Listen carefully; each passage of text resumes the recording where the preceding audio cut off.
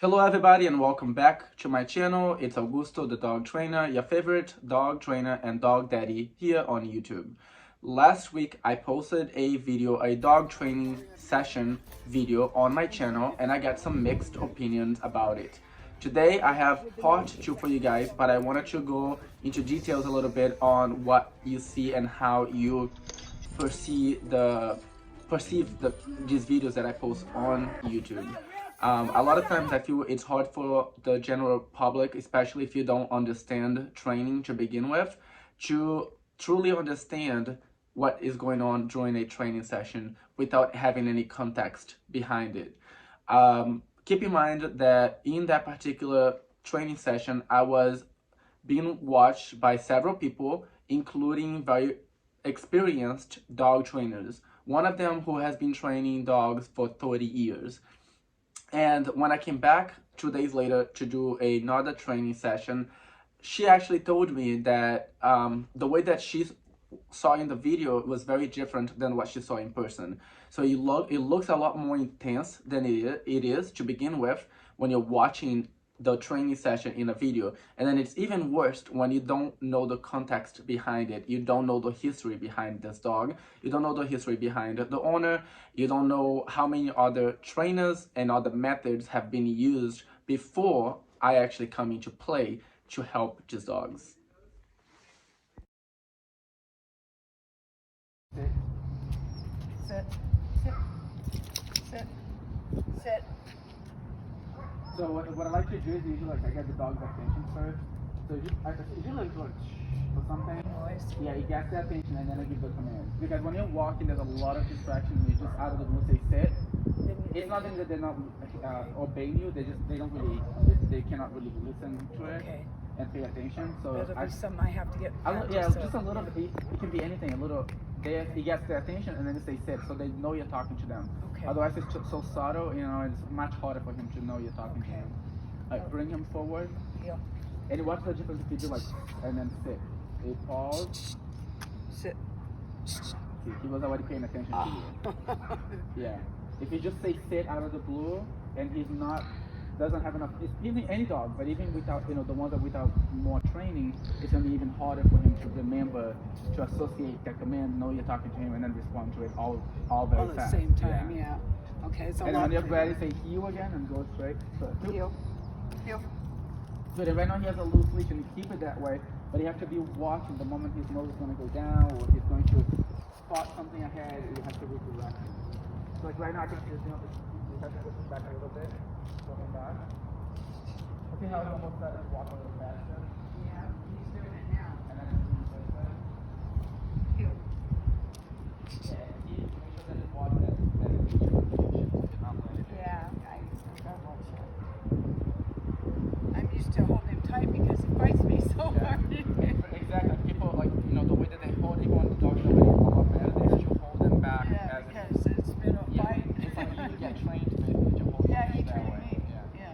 But see, when you're hanging out and just talking to someone, pressure to really teach him to hold himself back, because then I don't want to have to physically hold him all the time. So every time he tries, there's going to be a firmer correction. I tell you, my left arm.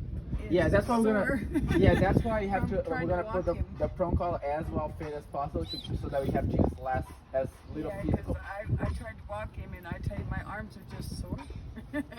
Okay, so see, this is all that he needs. Is that the foster for this particular dog had 2 leashes on him and 2 different collars, and he was still very out of control.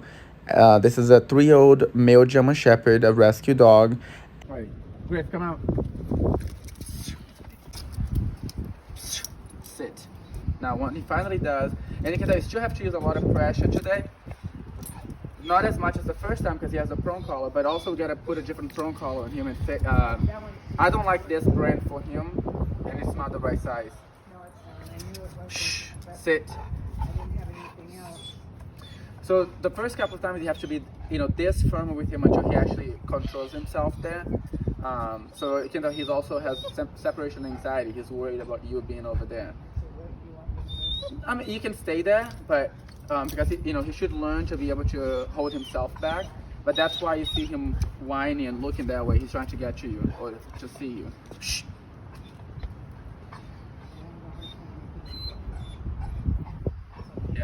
And as you can see, he doesn't have any idea of what the handler expects from him.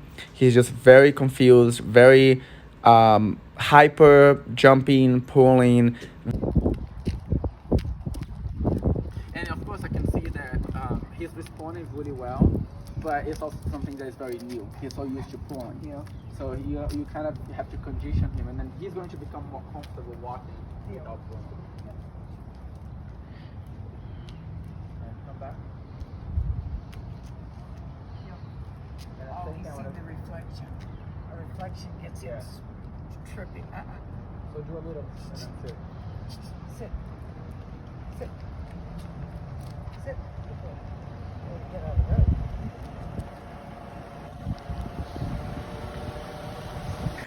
I also worked on his excessive barking and reactiveness towards other dogs. Every time he reacted towards my dog, I went in and corrected him like this. Enough. Go. We already knew. And see, he waited to get very close. I'm pushing him more than usual. But honestly, he do that like with 20 dogs randomly. After just a few proper corrections, my client's dog was basically non-reactive and not barking at all, even with high level of distractions and stimulation right in front of him. As you can see me doing that on purpose, and he was completely on point, realizing that that behavior was non-acceptable, and he did really well. Oh my God, I'm gonna cry. That's amazing. You thought about it? My next student is a rescue Akita. Akitas are very independent and a very dominant breed. This dog has a history of getting into fights and being dominant with other dogs in the household. Being a rescue, they don't really know much about his history, and I'm here to evaluate him and start the training process. Every training session starts with an evaluation so that I can get to know the dog better and know what's the best approach for that particular dog.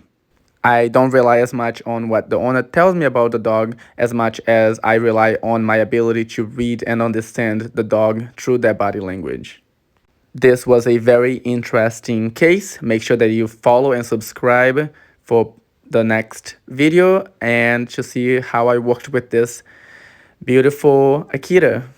Meanwhile, follow me on Instagram and I will see you guys in the next video. Thank you so much for watching the video. Thank you for subscribing, like, and comment your opinion so that I can talk about it in my next video. Love you guys so much. See you next time.